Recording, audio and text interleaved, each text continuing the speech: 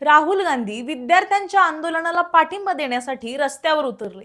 पण आता त्यांच्याच आंदोलनावरून एक मोठा वाद निर्माण झालाय आणि विशेष म्हणजे ही टीका विरोधकांकडून नाही, तर आंदोलनकर्ते सोनम वांगचुक यांच्या पत्नी गीतांजली आंगमो यांनी थेट राहुल गांधींवर केली आहे.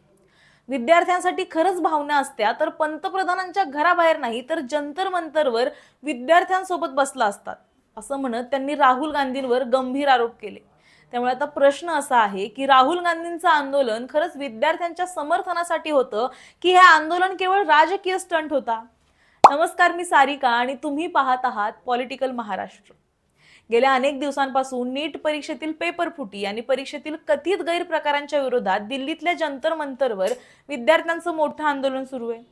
या आंदोलनाला देशभरातून पाठिंबा मिळतोय. याच आंदोलनाच्या समर्थनार्थ काँग्रेस नेते आणि लोकसभेतले विरोधी पक्षनेते राहुल गांधी यांनी सुद्धा पंतप्रधान नरेंद्र मोदी यांच्या निवासस्थानाबाहेर आंदोलन केलं. या आंदोलनामध्ये प्रियंका गांधी देखील सहभागी झाल्या होत्या. काही काळ या ठिकाणी तणावाचं वातावरण निर्माण झालं. आंदोलकांकडून केंद्रीय शिक्षण मंत्री धर्मेंद्र प्रधान यांच्यासोबतच पंतप्रधान नरेंद्र मोदी आणि केंद्रीय गृहमंत्री अमित शहा यांच्या राजीनाम्याची सुद्धा मागणी करण्यात आली होती. मात्र आता या आंदोलनावरूनच सोनम वांगचुक यांच्या पत्नी गीतांजली आंगमो यांनी राहुल गांधींवर जोरदार टीका केली आहे. इंडिया टीव्हीला दिलेल्या मुलाखतीत त्यांनी म्हटलंय की पंतप्रधानांच्या निवासस्थानाबाहेर आंदोलन करणं चुकीचं होतं. त्यांच्या म्हणण्यानुसार जर राहुल गांधींना विद्यार्थ्यांच्या प्रश्नांची खरोखरच चिंता होती तर त्यांनी जंतर मंतरवर जाऊन विद्यार्थ्यांच्या सोबत उभं राहायला हवं होतं. पंतप्रधानांच्या घराबाहेर आंदोलन करणं हे योग्य नव्हतं. या आंदोलनात प्रामाणिकपणाची कमतरता होती असंही गीतांजलींनी म्हटलं. सोबतच चुकीची माहिती देऊन चुकीचं काम करता येत नाही. आजचा भारत हा जागरूक भारत आहे, त्यामुळे लोकांना सहजपणे दिशाभूल करता येत नाही. जो कोणी विद्यार्थ्यांच्या प्रश्नांसाठी आणि त्यांच्या चिंतेसाठी उभा राहील त्याला आमचा पाठिंबा हा नेहमीच असेल. मात्र चुकीच्या पद्धतीनं केलेल्या आंदोलनाला पाठिंबा देता येणार नाही असंही त्यांनी स्पष्ट केलं. आता याच मुद्द्यावर आम आदमी पक्षानं सुद्धा राहुल गांधींवर टीका केली आहे. अरविंद केजरीवाल यांच्या आम आदमी पक्षानं राहुल गांधींच्या आंदोलनाचा व्हिडिओ शेअर करत म्हटलंय की पंतप्रधानांच्या निवासस्थानाबाहेर केलेलं हे आंदोलन पूर्णपणे बनावट होतं.